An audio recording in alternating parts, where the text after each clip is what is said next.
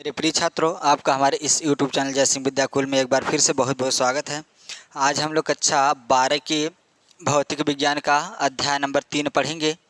ठीक है, जैसा कि अध्याय का नाम दिया है गोलीय पृष्ठों पर प्रकाश का अपवर्तन। ठीक है, प्रकाश के अपवर्तन के लिए उसमें दो सूत्र काफ़ी इम्पॉर्टेंट है, एक अवतल पृष्ठ के लिए और एक दूसरा उत्तल पृष्ठ के लिए। उसी को हम देखेंगे। तो चलिए सबसे पहले हम अध्याय को लिख देते हैं। दिया है अध्याय 3, जैसा कि मैंने लिख दिया। अध्याय 3 दिया है गोलीय पृष्ठों पर प्रकाश का अपवर्तन या लेंस। इसी के बारे में हमें पढ़ना है। ठीक है, तो सबसे पहली हेडिंग हम देखिए, इसमें थोड़ा सा बेसिक लेते हैं। बेसिक दर्पण को हम ऐसे बनाते थे, ये अवतल दर्पण था। ठीक है, एक ही लेके चलते हैं, अवतल दर्पण है। और उसके बाद लेंस को ऐसे बनाते हैं। ठीक है, और उसके बाद गोलीय पृष्ठ को ऐसे बनाते हैं, अवतल पृष्ठ ले लेते हैं हम। ठीक है, ऐसा होता। और इसमें ऐसे एक रेखा खींची जाती है जिसको हम मुख्य अक्ष कहते हैं। यहाँ दर्पण का ध्रुव P होता है, ये तो आप भली भांति जानते हैं। फिर उसके बाद ये लेंस है, लेंस के ऐसे एक रेखा खींची जाती है जिसे हम मुख्य अक्ष कहते हैं, मुख्य अक्ष कहते हैं। और यहाँ पर इसका जब ये हम निकालते हैं द्वारक, ठीक है, तब यहाँ से एक बिंदु पाया जाता है जिसे हम लेंस का प्रकाशीय केंद्र C कहते हैं।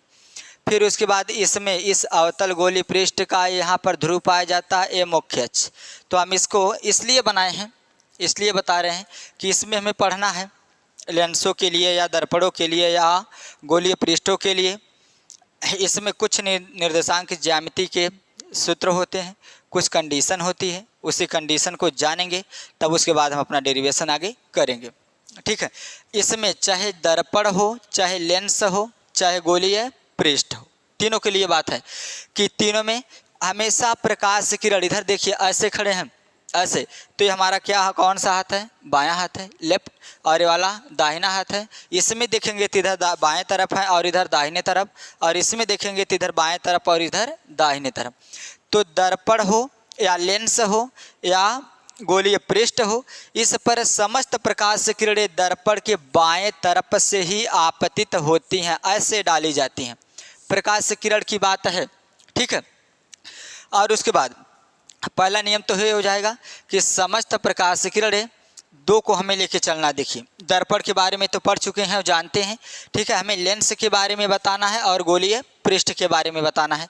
तो हम कैसे लिखेंगे कि अवतल गोलीय पृष्ठ, अवतल हो या उत्तल हो, लेंस व गोलीय पृष्ठ पर समस्त प्रकाश किरणें लेंस के व गोलीय पृष्ठ के बाएं तरफ से ही डाली जाती हैं। ये पहला नियम इसका होता है। और दूसरा, लेंस के और बताएंगे कि समस्त दूरियां, चाहे जिसकी हो, वस्तु की हो या प्रतिबिंब की हो या फोकस दूरी हो, आकृता त्रिज्या की दूरी हो, कुछ भी हो, तो उसको हम नापते हैं लेंस के प्रकाशीय केंद्र C से व गोलीय पृष्ठ के ध्रुव P से हमेशा नापी जाती है। जो लेंस से या गोलीय पृष्ठ से किसी वस्तु की दूरी नापी जाती है, ठीक है, लेंस से या गोलीय पृष्ठ से जब किसी वस्तु की दूरी नापी जाती है तो दूरी हमेशा यहाँ से लेंस के प्रकाशीय केंद्र या गोलीय पृष्ठ के ध्रुव से नापी जाती है।